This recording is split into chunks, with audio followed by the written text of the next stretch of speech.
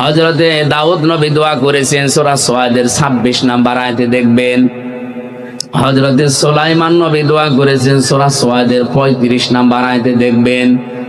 হযরতে ইউসুফ নবী দোয়া করেছেন, সূরা ইউসুফের 55 নম্বর আয়াতে দেখবেন। মুহাম্মাদুর রাসূলুল্লাহ সাল্লাল্লাহু আলাইহি ওয়াসাল্লাম দোয়া করেছেন, সূরা বানী ইসরাঈলের 80 নম্বর আয়াতে দেখবেন।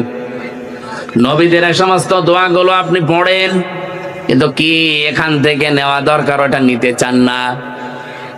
সুলাইমান নবী দোয়া করছেন, ক্বালা রাব্বিগফিরলি ওয়া হাবলি মুলকাল লা ইয়ানবাগি লি আহাদিম মিন বা'দি ইন্নাকা আনতাল ওয়াহ্হাব।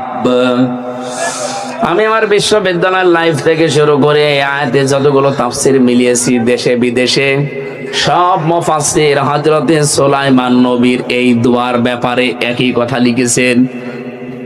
নবী সুলাইমান দোয়া করছেন, আমার রব আমাকে মাফ করে দেন, আমাকে এমন একটা রাজ ক্ষমতা দান করেন যে আমার পরে আপনি আর পৃথিবীতে এরকম ক্ষমতা কাউকে দেবেন না।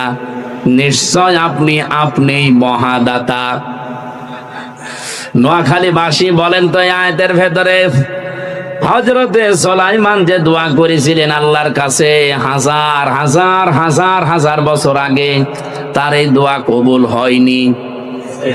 জবাব দিলেন না? আল্লাহ তাকে মাফ করে এমন রাজ ক্ষমতা দিয়েছিলেন, কিয়ামত পর্যন্ত ওরকম ক্ষমতা আল্লাহর কাউকে দেবে না। জিন পর্যন্ত তার অনুগত ছিল। পাখির ভাষা তিনি বুঝতেন, পিপিলিকার ভাষা পর্যন্ত তিনি বুঝতেন, বাতাস পর্যন্ত তার কথা শুনতো। এরকম ক্ষমতা কেউ পৃথিবীতে এখন পেয়েছে? পাওয়ার সম্ভাবনা আছে। এবার আমার প্রশ্ন, এদিকে তাকান। কোন দিকে তাকিয়ে আছেন আপনি? এদিকে তাকান। সুলাইমান নবী সহ যত নবীর দোয়া কোরআন থেকে আমি পড়েছি, বুঝেছি।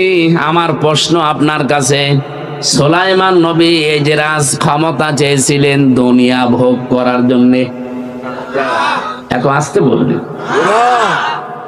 হযরতে সুলাইমান এই পৃথিবীতে রাষ্ট্র ক্ষমতা চেয়েছিলেন আল্লাহর কাছে বেশি বেশি বিয়ে করার জন্য। কেন? একটা বারও চিন্তা করেন না, খালি খতম করে চলে গেলে হবে?